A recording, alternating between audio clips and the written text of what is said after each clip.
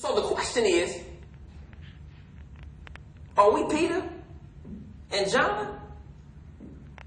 Or do we find ourselves relating to the beggar? Is our condition causing us to be in a position where we really don't want to be, but we keep trying to get exactly what we're looking for, and it's only providing a temporary fix. And our condition, our state of living, what we desire to be is never changing. The condition never changes, but we keep asking for the same thing.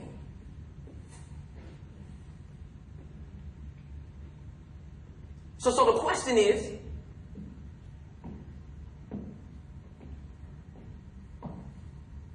I think you should be starting to ask for something else.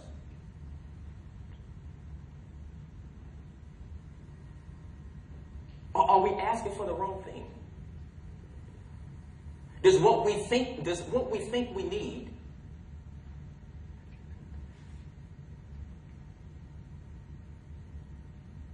really going to help us get to where we desire to be? Well, we think we need this in a moment, but we keep coming back and we got to keep doing it over and over again. And nothing's changing.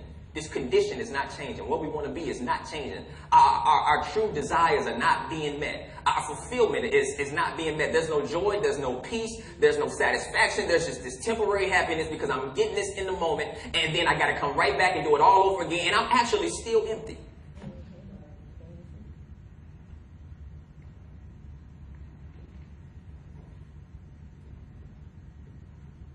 I've had this condition for years, man. You don't know where I grew up. You don't know what I was exposed to. I've been right here since birth.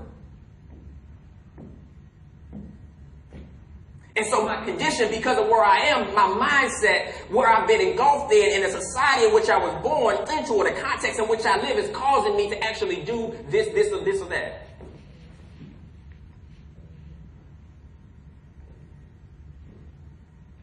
And Peter is saying, I see where you at, man, and I know what you asking me for, but I ain't that type of brother. I don't even have to look at us. But what I have, I'm going to give you, because you need your condition to be changed. There's more to life for you than that, and if I just give you exactly what you're asking for, ain't nothing going to change.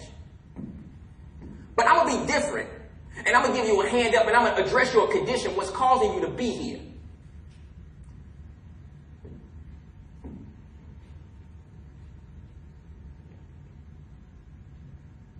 Look at this. Let's go to John. Let's see it happen again. John chapter 9.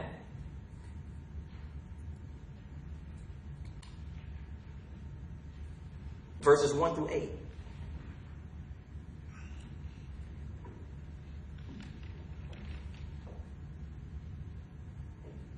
Y'all got it?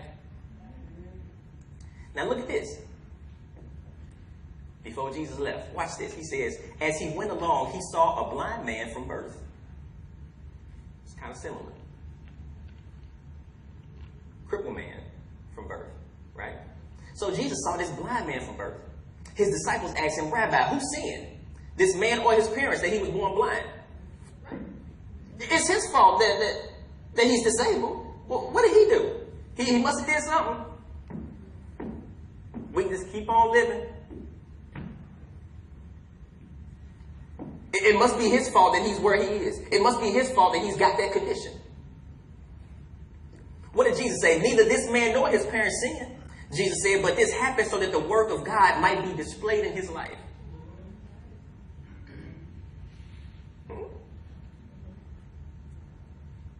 As long as it is day, we must do the work of him who sent me, because night is coming when no one can work.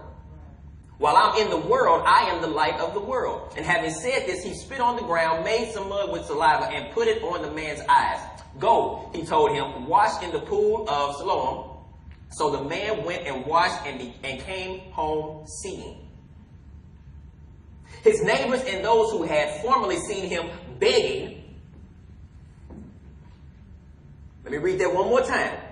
His neighbors and those who had formerly seen him begging asked, isn't this the same man who used to sit and beg?